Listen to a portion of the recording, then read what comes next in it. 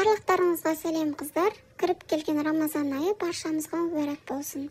Сіздерге Рамазан айында сәресіне және де жай күндері таңғы асқа дайындауға арналған 3 түрлі рецептпен бөлістім.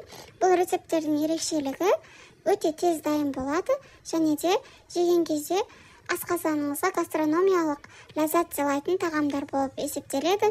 Өзім өте жақсы көремін, сондықтан сіздерге де ұсынуды жөн көрдім. Ең алдымен шакшука фета сырымен дайындап аламыз. Ол үшін болгарский, яғни болгар бұрышын осылай турап аламыз. Ұзынша етіп, қуырылғанға жақсы болады. Артынша қызанақты тураймыз. Қызанақты да майдалап, ұзынша етіп турап шығамыз. Табаға май құйып, осы болгар бұрышы мен қызанақты қатар қуырып аламыз.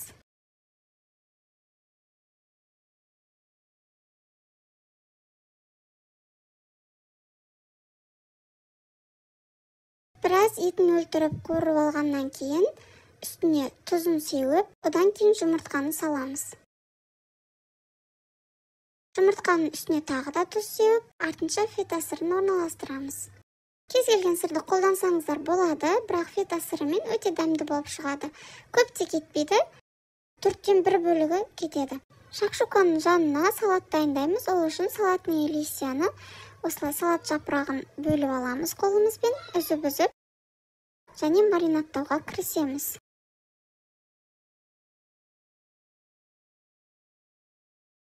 Үстінен апельсиннің шоғын және де оливковое масло, яғни зәйтүн майын қосып маринадтаймыз. Осыны жақсылап араластырып аламыз.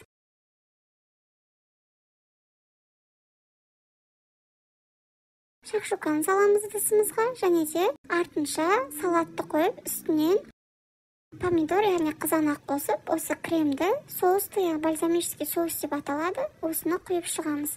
Бұл соусты алып қойсаңыздар, барлық нәрсеге қолдана берсеңіздер болады. Екінші рецепт американский завтрак деп аталады, яғни америкалық таңғы ас. Ол үшін табаға май құйып аламыз. Көбірек мөлшерде құямыз майды, себебі қазір қуыратын боламыз заттарымызды. Ең алдымен сосисканы осылай салып, барлық жағын қуырып аламыз. Осылай қызыл түске енген кезде аламыз. Артынша сырный шарики дайындайтын боламыз. Сырный шарикиді дайындау үшін сыр, ұн және де 1 жұмыртқаны жақсылап араластырып, масса дайындап алатын боламыз. Және де әрқайсысын 20 граммнан бөліп, шарики, яғни құрт секілді қылып, формаға келтіріп шығамыз.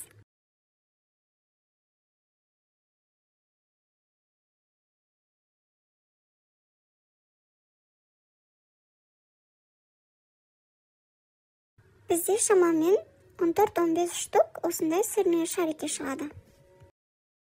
Артынша сосисканы қуырып алған майымызда осы сырный шарикетте қуырып аламыз. Егер де алғаш рет жасап тұрған болсаңыздар, 5-6-таудан салып қуырыңыздар, сонда игеру оңайырақ болады. Барлығын осылай алып аламыз ыдысымызға. Астына салфетка қойып, майын сорғытып алсаңыздар болады. Менде жоқ болғандықтан қоймадым. Енді жұмыртқаны қуырып аламыз. Ол үшін осылай табаға май құйып, кәдімгі жұмыртқаны үйде қалай қуырасыздар, солай қуырасыздар. Тек қана айырмашылығы сарысы, яғни жылдық шала піседі менде. Одан кейін соус дайындаймыз. Бұл салатқа зәйтүн майын қосамыз және де лимон соғын қосамыз. Осы екеуін жақсылап араластырып, салатный листьяны заправка жасаймыз, яғни маринадтаймыз. Алдыңғы салатпен айырмашылығы тек қана апельсин мен лимонда. Апельсинді қоссаңыздар тәттірек болады, лимонды қоссаңыздар сәл кислыйдан береді, яғни қышқылдан береді. Енді завтракты жинауға кірісеміз. Ол үшін қуырып алған жұмыртқаны саламыз. Жанына сосискиді саламыз. Одан кейін сырный шарикиді қосып, салат жапырағын орналастырамыз. Қою үшін кез келген нанды тостерде бастырып алсаңыздар, өте дәмді болады, жақсы үйлеседі. Міне ең соңында алдыңғы салатта қолданғандай осы соусты құйып жібереміз. Бұл амбибап соус, универсальный соус. Міне үстіне тағы да қызанақты қойсаңыздар, өте дәмді бола түседі. Американский завтрак дайын.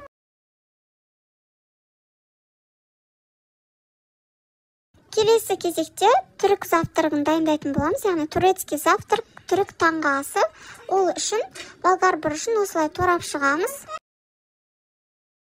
Тағы да қасына қызанақты да қосып тураймыз. Алдыңғы завтрактарды дайындаған кездегідей осылай ұзынша етіп тураймыз.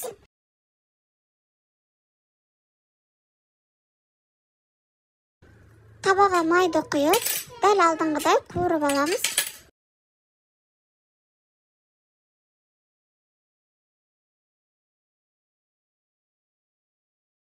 Келесі ингредиентіміз сосиска, оны осылай дөңгелекше етіп турап аламыз.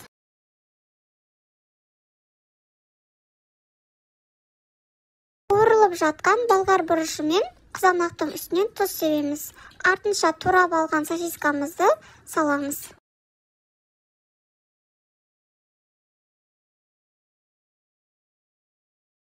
Шамамен 2 минуттай қуырып алғаннан кейін үстінен 2 ас қасықта томат саламыз.